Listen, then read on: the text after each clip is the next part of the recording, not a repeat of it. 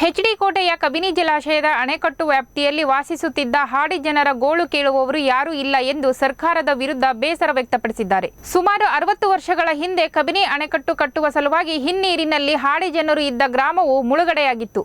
ಇಲ್ಲಿದ್ದ 10ಕ್ಕೂ ಹೆಚ್ಚು ಜೇನು ಕುರುಬ ಕುಟುಂಬವನ್ನು ಸ್ಥಳಾಂತರಿಸಿ ಪಕ್ಕದ ಊರಾದ ಕೆಆರ್ಪುರ ಗ್ರಾಮದ ಹಂಚಿಗೆ ತಂದು ಬಿಡಲಾಯಿತು. ಇಲ್ಲಿಗೆ ಬಂದ ಹಾಡಿ ಜನರು ಆ ಸ್ಥಳದಲ್ಲೇ ಗುಡಿಸಲು ಹಾಕಿಕೊಂಡು ಕೂಲಿ ನಾಲಿ ಮಾಡಿ ಜೀವನ ಸಾಗಿಸುತ್ತಿದ್ದರು.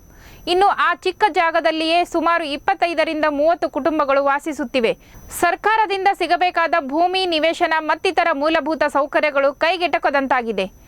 ಆದಿವಾಸಿಗಳ ಹೆಸರಲ್ಲಿ ನೂರಾರು ಕೋಟಿ ರೂಪಾಯಿ ಖರ್ಚು ಮಾಡುವ ಸರ್ಕಾರ ಮತ್ತು ಸಂಘ ಸಂಸ್ಥೆಗಳು ಈ ಆದಿವಾಸಿಗಳ ಬದುಕಿನತ್ತ ಒಮ್ಮೆ ನೋಡಬೇಕೆಂದು ತಮ್ಮ ಅಳಲು ತೋಡಿಕೊಂಡಿದ್ದಾರೆ.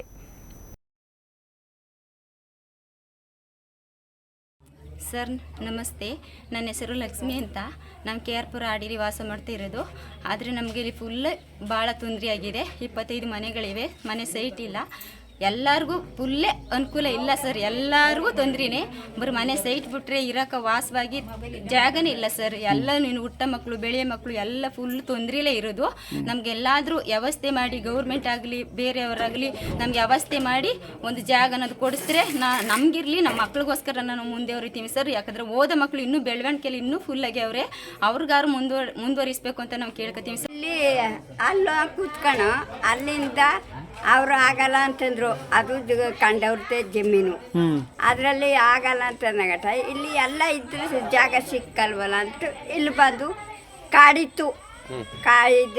ದೇವಸ್ಥಾನದ ಕಾಡು, ಆ ಕಾಡಿನಲ್ಲಿ ತೆರೆದು ಎಲ್ಲ ಬೇಯಿಸಿ ಇಲ್ಲಿ ಗುಳು ಕಟ್ಕೊಂಡು ಇಲ್ಲಿ ಕೂತ್ಕೊಂಡು ಇದಕ್ಕೂ ಯಾವಾರ ಯಾಜ್ಯ ಮಾಡಿದ್ರು ನಾವು ಬಗ್ನಿಲ್ಲ, ಬುಣ್ಣು ಇಲ್ಲ.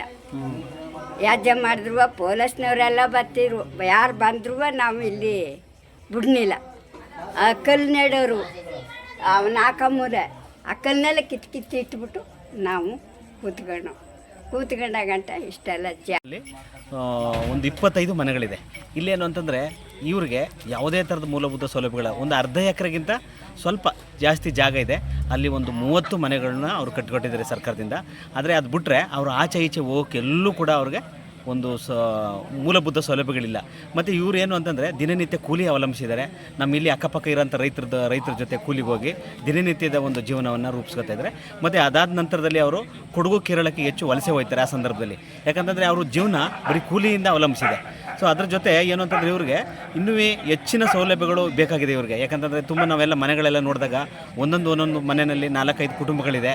ಸೊ ಅವ್ರು ನಿಜಕ್ಕೂ ಅವ್ರ ಜೀವನ ಶೋಚನೀಯ ಸ್ಥಿತಿಲಿದೆ. ಸೊ ಈಗಿನ ಸರ್ಕಾರಗಳಾದರೂ ಕೂಡ ಇವ್ರ ಬಗ್ಗೆ ಬಂದು ಪರಿಶೀಲನೆ ಮಾಡಿ ಇವ್ರಿಗೆ ಒಂದು ಭೂಮಿ, ಇವ್ರ ಜೀವನ ಮಾಡೋಕ್ಕೆ ಈ ಒಂದು ಭೂಮಿ ವ್ಯವಸ್ಥೆ ಮಾಡಿದ್ರೆ ಇವ್ರ ಜೀವನ